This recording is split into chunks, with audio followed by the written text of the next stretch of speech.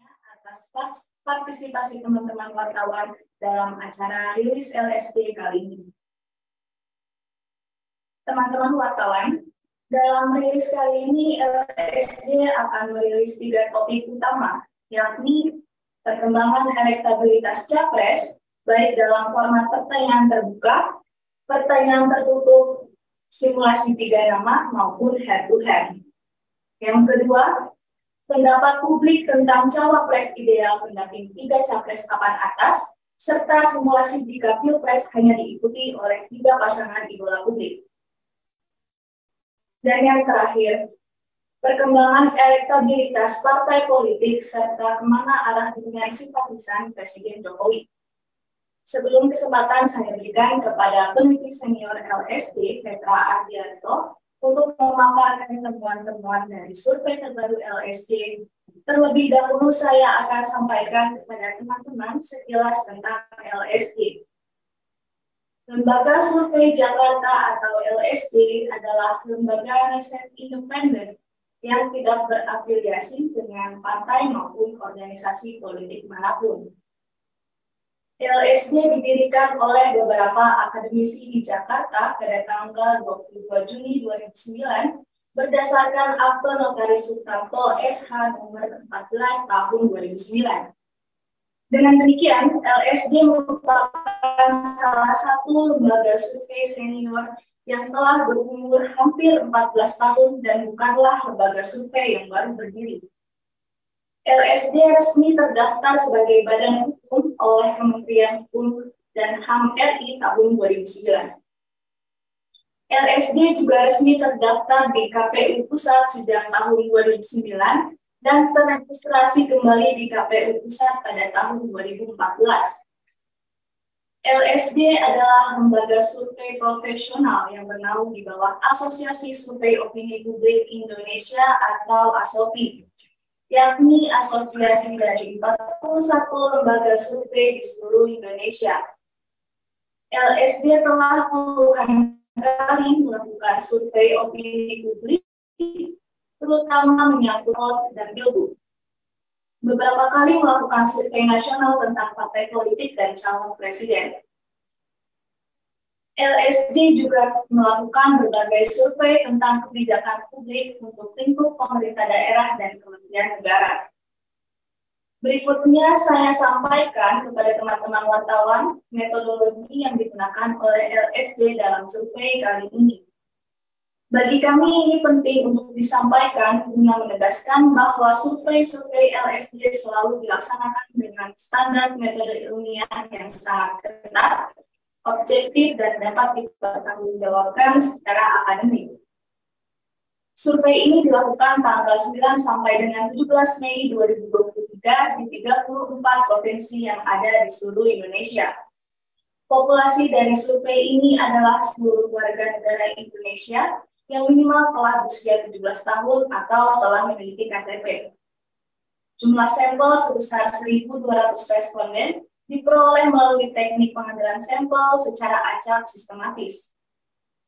Margin of error kurang lebih 2,83% dan pada tingkat kepercayaan sebesar 95%. Pengumpulan data dilakukan dengan menggunakan teknik wawancara melalui telepon oleh tenaga terlatih dengan bantuan atau pedoman kuesioner. Responden terdistribusi 50% laki-laki dan 50% perempuan, serta 60% tinggal di pedesaan dan 40% di perkotaan. Quality control terhadap hasil wawancara petugas lapangan dilakukan secara random sebesar 20% dari total sampel oleh para supervisor LSD. Dengan demikian, pengantar dari saya selaku moderator. Selanjutnya kesempatan saya berikan kepada peneliti senior LSD Petra Ardianto untuk memaparkan temuan-temuan menarik dalam survei terbaru yang dilaksanakan oleh LSD. Silakan Saudara Petra. Baik, terima kasih Saudari Nurliza beserta kami. Assalamualaikum warahmatullahi wabarakatuh. Selamat siang dengan kami di Esponji. Sebelumnya saya ucapkan banyak terima kasih karena sudah berkenan hadir untuk meluangkan waktunya kembali memantau rilis survei yang dilaksanakan oleh Lembaga Survei Jakarta atau LSJ. Pada kesempatan kali ini, saya Petra Ardianto akan memaparkan berbagai macam temuan baru dari survei kami kali ini. Namun, sebelum kita masuk ke inti pembahasan, izinkan saya terlebih dahulu untuk menjelaskan bagaimana kemudian prosedur penarikan sampel dan juga distribusi sampel terkait dengan survei kali ini.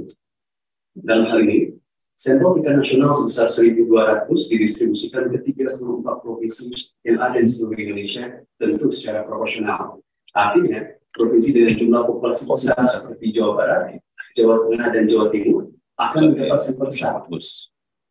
Sementara Provinsi Bangka Belitung, Sulawesi Barat, Gorontalo, Kalimantan Utara, dan Papua yang dalam hal ini populasi kecil, dengan sendirinya jumlah sampelnya pun sedikit, yaitu hanya 1/10. Selanjutnya, kuota sampel di setiap provinsi tersebut kemudian didistribusikan ke kabupaten atau kota juga tentunya secara proporsional. Kemudian, di setiap kabupaten atau kota dipilih secara random beberapa desa atau kelurahan untuk dijadikan PSU, di mana kita kenal sebagai Primary Sampling Unit. Lalu, di setiap PSU atau desa kelurahan terpilih tersebut, kemudian diambil 5 RT secara random. Dan terakhir, di setiap RT terpilih diambil secara random 1 responden laki-laki dan 1 responden perempuan. Kemudian yang akan saya coba sampaikan kepada rekan-rekan sekalian, yaitu berkaitan dengan distribusi sampel. Dapat kita lihat bersama bahwasanya distribusi sampel tentang ini tidak jauh berbeda dengan data yang dimiliki oleh Badan Pusat Statistik atau BPS. Baik rekan-rekan media semuanya, selanjutnya saya akan memaparkan terkait dengan tema pertama, di mana di sini saya akan menjelaskan hal yang berkaitan dengan bagaimana pendapat publik tentang capres jelang pemilu 2024. Jadi, pertama-tama kami coba tanyakan kepada para responden, faktor apa yang menjadi pertimbangan utama atau sangat berpengaruh dalam menentukan pilihan Anda pada pemilihan presiden 2024 mendatang. Dalam hal ini, salah satu faktor yang sangat dipertimbangkan oleh masyarakat dalam menentukan pilihan pada pemilihan presiden atau pilpres adalah kemampuan atau kapabilitas calon dalam memecahkan masalah dengan persentase 52,5%. Kemudian faktor-faktor yang bersifat primordial seperti agama dan latar belakang suku bangsa tidak begitu berpengaruh dalam pertimbangan mereka. Demikian pula faktor party ID dan imbalan atau kita kenal sebagai money politik tidak menjadi faktor utama yang mempengaruhi pilihan mereka. Selanjutnya, kami coba tanyakan kepada para responden, dan di mana kami kemudian menjelaskan bahwasanya pada musrah yang terakhir di Senayan, Presiden Jokowi mengatakan bahwa Presiden Republik Indonesia mendatang haruslah orang yang berani demi kepentingan rakyat. Jadi, menurut Anda, siapakah yang memenuhi kriteria yang disampaikan Jokowi tersebut? Dalam hal ini, hasil survei LSC menunjukkan bahwa Prabowo Subianto dipersepsikan oleh 27,5% responden sebagai sosok pemberani demi kepentingan rakyat alias memenuhi kriteria presiden yang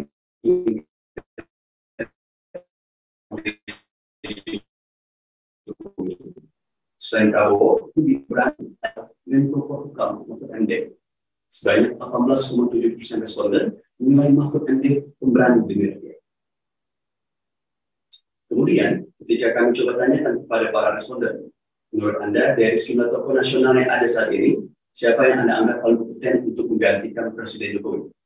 Dalam hal ini, menurut hasil survei LSC, dalam pertanyaan terbuka mengenai tokoh yang paling pantas menggantikan Presiden Jokowi, Prabowo Subianto secara signifikan menjadi nama yang paling banyak disebut oleh publik. Sebanyak 26,2% responden spontan menyebutkan nama Prabowo sebagai calon yang layak menggantikan Presiden Jokowi. Selain itu, terdapat tokoh lain yang dalam hal ini juga menjadi tokoh main publik sebagai pengganti Jokowi tentunya, yaitu Ganjar Pranowo dengan persentase 18,8% dan Anies Baswedan 15,3%. Namun, dalam hal ini masih ada sekitar 14,1% dari responden yang belum memiliki gambaran jelas mengenai siapa sosok pengganti Jokowi tentunya. Lalu kami juga tanyakan kepada para responden, jika nanti Pilpres diadakan saat ini, siapa yang akan Anda pilih dari 10 tokoh berikut ini? Dalam hal ini, berdasarkan hasil survei yang dilaksanakan oleh Lembaga Survei Jakarta atau LSC, Prabowo Subianto secara konsisten mempertahankan elektabilitas tertinggi untuk Pilpres 2024 dengan persentase 33,2%. Dalam setiap survei LSC sejak Maret 2022, Prabowo selalu memiliki posisi puncak dalam elektabilitas calon presiden. Sementara itu, Ganjar Pranowo mengalami tantangan dalam memulihkan kepercayaan publik setelah mendapat berbagai kritik terkait dengan pembatalan Indonesia sebagai tuan rumah Piala Dunia U20. Saat ini hanya 19,4% responden yang menyatakan akan memilih Ganjar jika Pilpres dilaksanakan saat ini. Dalam hal ini, jika sentimen negatif terhadap Ganjar terus meningkat, tidak menutup kemungkinan bahwa Anies Baswedan akan menggeser posisinya. Anies Baswedan memiliki elektabilitas sebesar 18,6%. Deklarasi pencalonan Ganjar oleh PDI Perjuangan yang mana dianggap dapat meningkatkan elektabilitasnya, ternyata tidak memberikan dampak yang terlalu signifikan. Kemudian, kami dalam hal ini menanyakan kepada para responden, di mana apabila Pilpres 2024 hanya melibatkan 3 calon presiden, siapakah yang nantinya akan menjadi pilihan Anda? Jadi dalam hal ini, Lembaga Survei Jakarta menunjukkan bahwasanya dalam simulasi Pilpres yang melibatkan hanya 3 calon presiden, Prabowo Subianto tetap memperoleh elektabilitas tertinggi dengan persentase 39,5%. Prabowo secara signifikan unggul dari 2 pesaing utamanya, yaitu Ganjar Pranowo yang hanya mendapatkan dukungan sebesar 27,6%, serta Anies Baswedan 26,7%. Responden menyatakan tidak tahu atau tidak memberikan jawaban terhadap pertanyaan dari ASJ. Dalam hal ini, data ini semakin mengkonfirmasi bahwa Prabowo Subianto memiliki keunggulan yang konsisten atas pesaing-pesaingnya. Karena dalam berbagai format pertanyaan, Prabowo selalu menjadi leading. Selanjutnya, kami tanyakan kembali kepada para responden. Apabila Pilpres 2024 hanya melibatkan 2 calon presiden, yaitu Ganjar Pranowo dan Prabowo Subianto, siapakah yang akan menjadi pilihan Anda? Jadi berdasarkan hasil survei LSC, terlihat bahwa keunggulan Prabowo Subianto atas Ganjar Pranowo semakin jelas ketika pertanyaan diajukan dalam skenario head-to-head. Dalam simulasi Pilpres yang hanya melibatkan Prabowo dan Ganjar sebagai calon presiden, 51,6% dari responden menyatakan akan memilih Prabowo sebagai pilihan mereka. Sementara itu, Ganjar Pranowo mendapatkan dukungan sebesar 38,3%. Dengan selisih yang signifikan dari elektabilitas Prabowo Subianto. Jadi, dalam hal ini, terdapat 10,2% responden yang mana menyatakan belum dapat memilih di antara kedua tokoh tersebut. Jadi data ini menegaskan bahwa Prabowo Subianto memiliki keunggulan yang lebih besar dibandingkan dengan Ganjar Pranowo dalam pertarungan langsung antara keduanya. Selanjutnya, dalam hal ini, jika Pilpres 2024 hanya melibatkan 2 calon presiden, yaitu Anies Baswedan dan Prabowo Subianto, siapakah yang akan Anda pilih? Dalam hal ini, survei LSC menunjukkan bahwasanya Prabowo Subianto tetap mempertahankan elektabilitas yang jauh lebih tinggi dibandingkan dengan Anies Baswedan dalam skenario Pilpres yang hanya melibatkan keduanya. Dalam simulasi Pilpres dengan hanya 2 calon, yaitu Prabowo Subianto dan Anies Baswedan, dalam hal ini Prabowo Subianto memperoleh dukungan sebesar 52,6% dari responden. Sementara itu, Anies Baswedan mendapatkan persentase 36,5% dari selisih yang signifikan dari elektabilitas Prabowo Subianto. Sementara sebanyak 10,9% responden menyatakan belum dapat memilih antara kedua tersebut. Lalu, kami juga coba tanyakan kepada para responden jika seandainya Pilpres 2024 hanya melibatkan 2 calon presiden, yaitu Anies Baswedan dan Ganjar Pranowo, siapa yang akan menjadi pilihan Anda? Dalam hal ini, berdasarkan hasil survei LSC, pada skenario Pilpres dengan hanya 2 calon, yakni Ganjar Pranowo dan Anies Baswedan, sulit untuk mengatakan siapa yang memiliki keunggulan yang lebih signifikan di antara keduanya. Elektabilitas keduanya memiliki selisih yang sangat tipis. Dalam simulasi tersebut, sebanyak 42,3% responden menyatakan akan memilih Ganjar Pranowo jika Pilpres dilaksanakan saat ini. Sementara itu, Anies Baswedan mendapatkan dukungan sebesar 41,9%. Dan selisih hanya 0,4%. Karena selisih yang sangat kecil, secara metodologi posisi keduanya bisa saja terbalik. Oleh karena itu, sulit untuk memastikan siapa yang unggul di antara kedua tokoh tersebut. Sementara 15,8% responden menyatakan bahwa mereka dalam hal ini belum dapat memilih salah satu di antara kedua tokoh tersebut. Lantas, kemudian, untuk mengukur tingkat swing voters atau calon pemilih yang belum mantap pada pilihannya, sehingga dalam hal ini masih mungkin berubah pilihan, kami coba tanyakan kepada para responden, Apakah sudah mantap atau belum mantap terhadap tokoh yang dipilihnya hari ini? Jadi dalam hal ini, hasil survei LSJ mengindikasikan bahwa bagian terbesar calon pemilih, yaitu dengan persentase 62,4%, mengaku sudah mantap atau kita kenal sebagai loyal voters.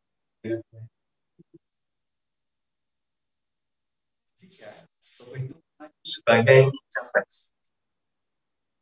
Namun demikian, dengan calon pemilih yang masih mungkin berubah pilihan atau kita kenal sebagai swing voters juga masih cukup signifikan dengan persentase 32,6%.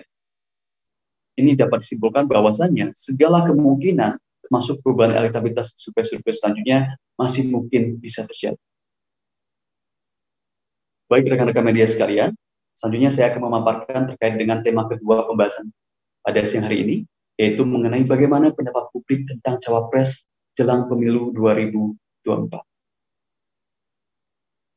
Dalam hal ini, pertama-tama kami coba tanyakan kepada para responden, di mana apabila Prabowo Subianto diusung oleh Koalisi Kebangkitan Indonesia Raya sebagai calon presiden pada periode 2024 hingga 2029 nanti, siapa menurut Anda yang paling cocok menjadi pasangan cawapres itu?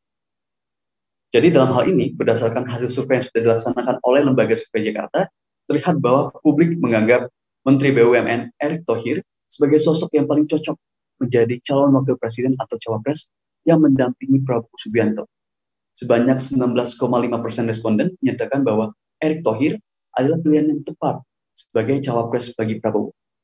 Di sisi lain, terdapat 15,9% responden yang memilih Gubernur Jawa Barat Ridwan Kamil sebagai calon wakil presiden yang cocok mendampingi Prabowo. Sebuah fenomena yang mengejutkan atau menarik adalah munculnya nama Gibran Rakabuming Raka dengan persentase 12,7%. Selain itu, elektabilitas Muhaimin Iskandar juga mengalami peningkatan yang signifikan sebagai calon wakil presiden pendamping Prabowo. Saat ini, sebanyak 11,3% responden menganggap Muhaimin Iskandar adalah sosok yang cocok menjadi cawapres Prabowo. Selanjutnya, dalam hal ini kami juga tanyakan pada para responden, apabila kemudian Ganjar Pranowo secara resmi diusung oleh PDI Perjuangan sebagai calon presiden untuk periode 2024 hingga 2029, menurut pandangan Anda, tokoh mana yang paling cocok menjadi calon wakil presiden? Jadi, berdasarkan survei LSJ, terlihat bahwa Menteri Pariwisata dan Ekonomi Kreatif, yaitu Sandiaga Uno, dianggap oleh publik sebagai tokoh yang paling cocok menjadi calon wakil presiden atau cawapres pendamping Ganjar Pranowo. Sebanyak 19,5% responden dalam hal ini berpendapat bahwa Sandiaga Uno merupakan pilihan yang tepat sebagai cawapres yang akan mendampingi Ganjar Pranowo. Selain itu, sebanyak 17,2% responden juga menyebut Gubernur Jawa Barat Ridwan Kamil sebagai sosok yang layak menjadi cawapres pendamping Ganjar Pranowo. Menariknya, dalam survei juga muncul nama Kepala Badan Intelijen Negara atau BIN, yaitu Budi Gunawan dengan persentase 7,6%. Dalam hal ini tampaknya publik menyadari bahwa dalam sejarah Pilpres sejak tahun 2004, pemilihan calon wakil presiden tidak hanya didasarkan pada hasil survei, tetapi juga melibatkan faktor kedekatan atau chemistry dengan partai pengusung. Dalam hal ini, seperti yang kita ketahui bahwasanya Budi Gunawan dikenal memiliki hubungan yang erat dengan Ketua Umum PDI Perjuangan, yaitu Ibu Megawati Soekarno Putri. Selanjutnya, kami tanyakan kepada para responden, jika kemudian Anies Baswedan akhirnya menjadi calon presiden yang mana diusung oleh koalisi perubahan, yaitu Demokrat, PKS, dan Nasdem, untuk Pilpres 2024 mendatang, menurut Anda, siapa yang paling tepat menjadi calon wakil presiden? Jadi dalam hal ini, berdasarkan hasil survei LSJ, Agus Harimurti Yudhoyono atau AHY, yaitu Ketua Umum Partai Demokrat, menjadi calon wakil presiden atau cawapres yang mendampingi Anies Baswedan. Dari total responden, sebanyak 19,3% berpendapat bahwa AHY adalah pilihan yang tepat untuk menjadi cawapres Anies Baswedan. Selain itu, terdapat juga sebanyak 17,5% responden yang mana menginginkan pasangan Anies Baswedan dan Sandiaga Uno, seperti yang pernah terjadi dalam Pilkada DKI 2017 tadi. Selain AHY dan Sandiaga Uno, terdapat beberapa tokoh lain yang juga mendapatkan penilaian positif dari publik sebagai potensi cawapres pendamping Anies Baswedan. Antara lain Ridwan Kamil dengan persentase 14,4%, Kofifa 12,6%, Andika Perkasa 9,5%, dan Mahfud MD 7,2%. Terakhir, kami tanyakan kepada para responden, jika seandainya Pilpres 2024 diikuti oleh 3 pasangan capres-cawapres berikut, siapakah yang akan Anda pilih? Survei LSJ dalam hal ini mengindikasikan bahwa jika dibuat simulasi Pilpres, yang mana hanya diikuti oleh 3 pasangan capres-cawapres saja, hasilnya Prabowo Subianto dan Erick Thohir memperoleh elektabilitas tertinggi, yakni 38,5%. Sementara itu, sebanyak 29,8% responden mengaku akan memilih pasangan Ganjar Pranowo dan Sandiaga Uno jika dalam hal ini Pilpres dilaksanakan pada saat ini. Selanjutnya, pada posisi ketiga, ada pasangan Anies Baswedan dan Agus Harimurti Yudhoyono atau AHY yang dipilih oleh 28,9% responden, alias hanya terpaut 0,9% dengan pasangan Ganjar. Sementara, sebanyak 2,8% responden mengaku belum bisa memilih salah satu di antara 3 pasangan capres-cawapres yang telah diberikan. Baik rekan-rekan media, saya akan menjelaskan hal yang berkaitan dengan tema terakhir, yaitu bagaimana kemudian elektabilitas partai politik dan kecenderungan dukungan simpatisan Jokowi. Jadi dalam hal ini bisa rekan-rekan media lihat bahwasanya berikut adalah elektabilitas partai jika pemilu dilaksanakan saat ini. Jadi berdasarkan survei LSJ, jika kemudian pemilu diselenggarakan saat ini, PDI Perjuangan mendominasi dengan elektabilitas sebesar 18,6%, yang mana kemudian menjadikannya partai terkuat di antara 17 partai peserta pemilu lainnya. Selanjutnya di posisi kedua, terdapat Partai Gerindra dengan elektabilitas sebesar 16,8%. Sementara itu, Partai Golkar menempati posisi ketiga dengan elektabilitas sebesar 10,5%. Diikuti oleh Partai Demokrat dengan elektabilitas 9,9%. Partai Nasdem, PKB, PKS, dan Partai Perindo berada di posisi menengah dengan elektabilitas masing-masing 8,1%, kemudian 7,6%, lalu 7,4%, dan 5%. Selanjutnya di papan bawah terdapat PAN dengan elektabilitas 2,8%. Dan ada P3 dengan elektabilitas 1,9%, yang dimana harus berbagi tempat dengan partai-partai non-parlemen dan partai-partai baru lain. Kemudian dalam hal ini, untuk mengukur tingkat swing voters atau calon pemilih yang belum mantap pada pilihannya, sehingga masih mungkin berubah pilihan, kami coba tanyakan kepada para responden, apakah sudah mantap atau belum mantap terhadap partai yang dipilihnya hari ini. Dalam hal ini dapat dilihat bahwa tingkat swing voters atau mereka yang mungkin beralih pilihan ke partai lain dari partai yang dipilihnya saat ini masih cukup signifikan dengan persentase 40,7%. Di lain pihak, tingkat kemantapan pemilih atau loyal voters terhadap partai yang dipilihnya saat ini baru mencapai 49,6%. Ini berarti kemungkinan terjadi perubahan peta elektabilitas partai di menjelang pemilu 2024 masih sangat terbuka. Terakhir, di sini saya akan menjelaskan mengenai bagaimana kemudian arah dukungan pemilih Jokowi. Jadi, analisis cross-population pada tabel tersebut mengungkapkan pola pilihan responden dalam Pilpres 2019 dan seandainya Pilpres 2024 diadakan saat ini. Dari hasil tersebut, terlihat jelas bahwa Prabowo Subianto mendapat dukungan terbesar dari pemilih yang sebelumnya mendukung Jokowi pada Pilpres 2019, dengan persentase mencapai 44,3%. Sementara itu, Ganjar Pranowo mendapatkan dukungan sebesar 33,2% dan diikuti oleh Anies Baswedan dengan persentase 9,8%. Terdapat juga 12,7% responden yang mana dalam hal ini menyatakan tidak tahu atau tidak memberikan jawaban. Baik rekan-rekan media sekalian, berikut tadi merupakan pemaparan saya terkait dengan hasil survei kali ini. Untuk kesimpulan saya kembalikan kepada Ibu Moderator, pada Saudari Nuri. Baik. Terima kasih Saudara Fetri atas penjelasannya.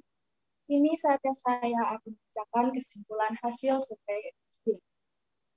Berdasarkan hasil survei LSJ, elektabilitas Prabowo Subianto sebagai calon presiden terus menguat secara bersamaan dengan para pesaingnya. Dalam berbagai format pertanyaan kepada responden, seperti pertanyaan terbuka atau top of mind, pertanyaan tertutup simulasi dengan 10 nama, pertanyaan tertutup simulasi dengan 3 nama, dan pertanyaan secara head-to-head, Prabowo selalu mendapatkan dukungan yang signifikan dibandingkan dengan pesaingnya. Ketika responden ditanyakan, siapa yang akan mereka pilih dari 10 nama tokoh yang ditawarkan oleh LSJ, sebanyak 33,2% responden memilih Prabowo Subianto. Kemudian Ganjar Pranowo dan Anies Baswedan bersaing ketat di posisi kedua dan ketiga. Ganjar mendapatkan dukungan sebesar 19,4%, sedangkan Anies mendapatkan dukungan sebesar 18,6%.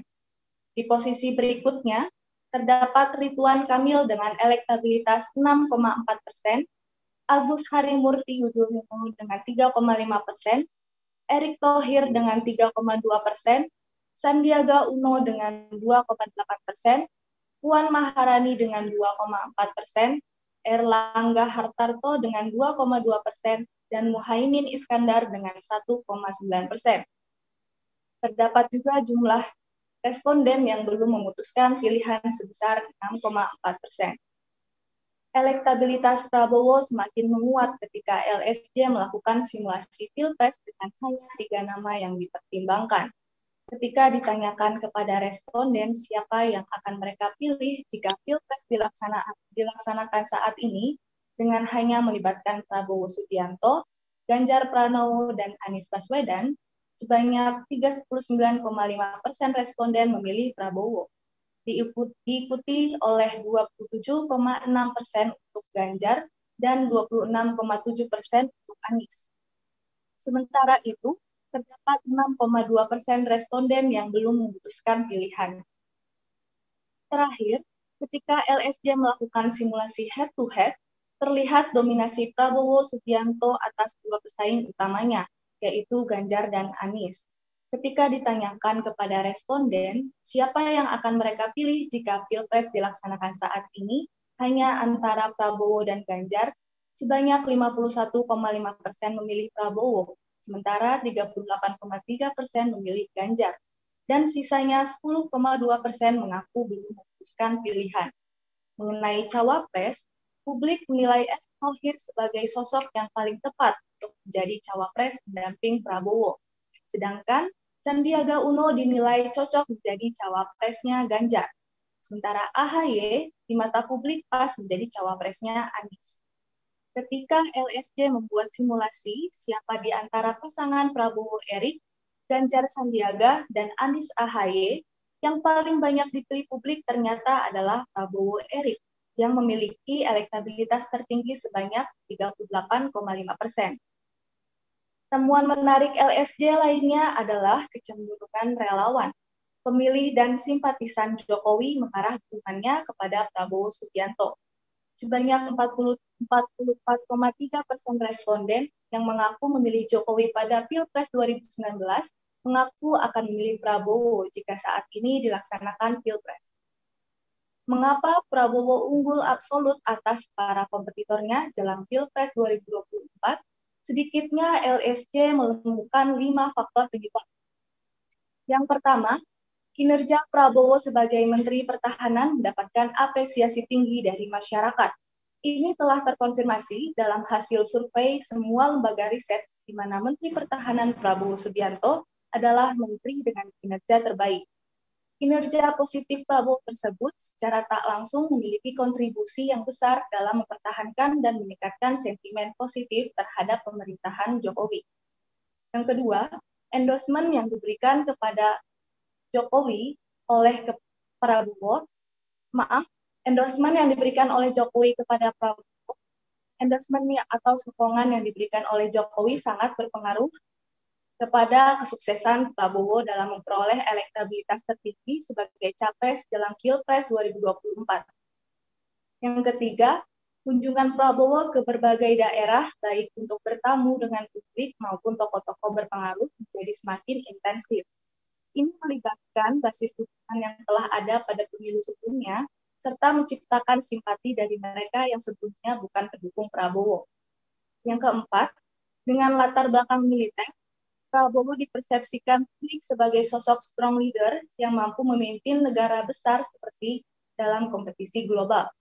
Dan yang terakhir, salah satu daya tarik utama Prabowo adalah integritas pribadinya yang luar biasa, di mana ia selalu menjaga etika dan tidak pernah terlibat dalam serangan atau fitnah terhadap lawan politiknya. Ia pemimpin yang selalu menyerukan pentingnya politik yang sejuk dan rukun, serta selalu mendukung terwujudnya kesatuan nasional.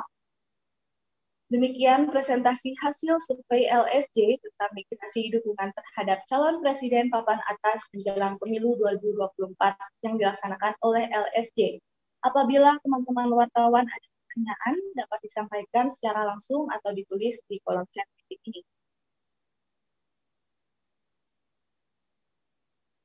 Bila tidak ada, terima kasih atas perhatiannya. Sampai bertemu kembali dalam rilis survei hasil LSJ selanjutnya. Wassalamualaikum warahmatullahi wabarakatuh.